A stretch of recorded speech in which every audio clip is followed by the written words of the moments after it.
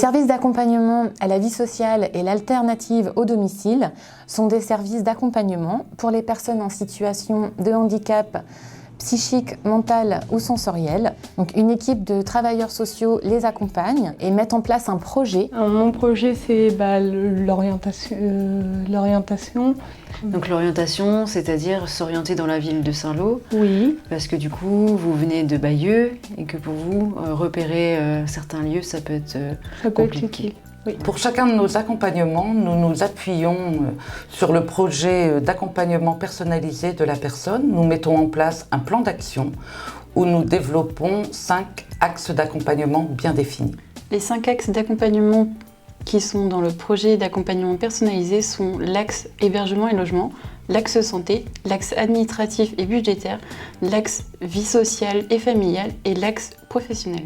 L'objectif, c'est de favoriser l'inclusion des personnes en situation de handicap et qu'elles puissent avoir une vie comme tout le monde.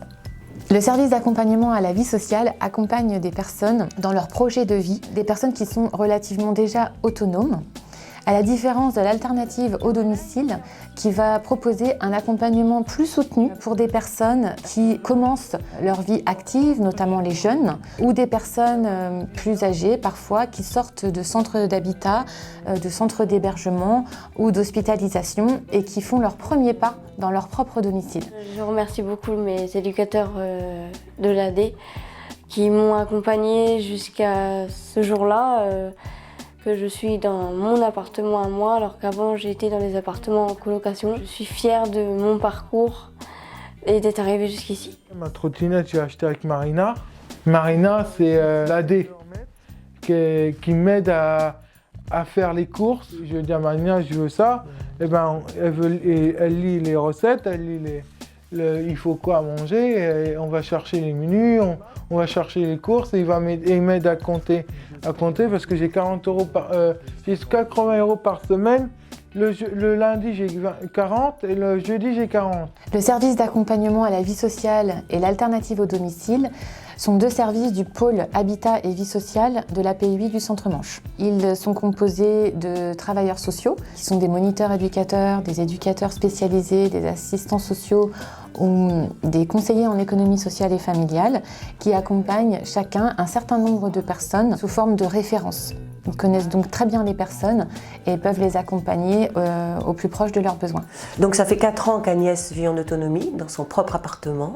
Elle était auparavant en foyer. Elle a une mandataire, elle bénéficie d'une tutelle.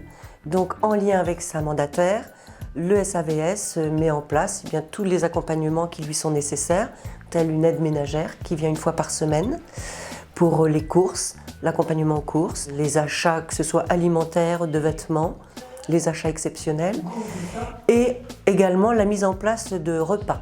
C'est-à-dire qu'elle prépare des recettes simples, vous avez pu le voir tout à l'heure avec son livre de recettes qui est uniquement en photo puisque Agnès a des difficultés de lecture.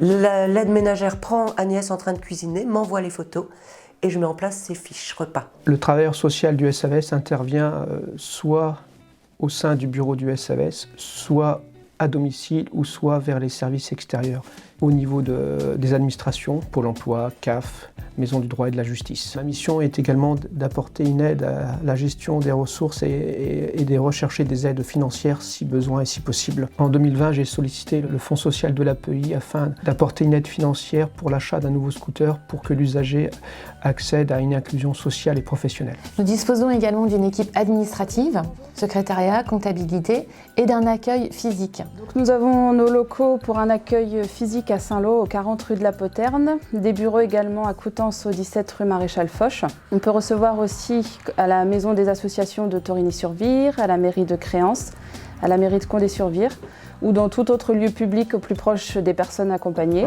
Nos services proposent un accompagnement sur le principe de la libre adhésion. L'ensemble des personnes qui sont accompagnées sont volontaires, mobilisées, tout à fait d'accord avec nos modalités d'accompagnement. Nous ne faisons jamais rien sans l'accord de la personne. Avant, j'étais au foyer à Torigny. Moi, j'ai fait plein de foyers. Au début, on m'a demandé si je voulais, dans mon projet, j'ai demandé de changer d'appartement. Et j'ai dit oui. Malika, Martine et Judith, ils passent une fois quand j'en ai besoin. Mais avant, ils passaient plus souvent, parce que depuis l'appartement n'était pas encore aménagé. Et il passe une fois, et je fais mes enveloppes avec les monitrices.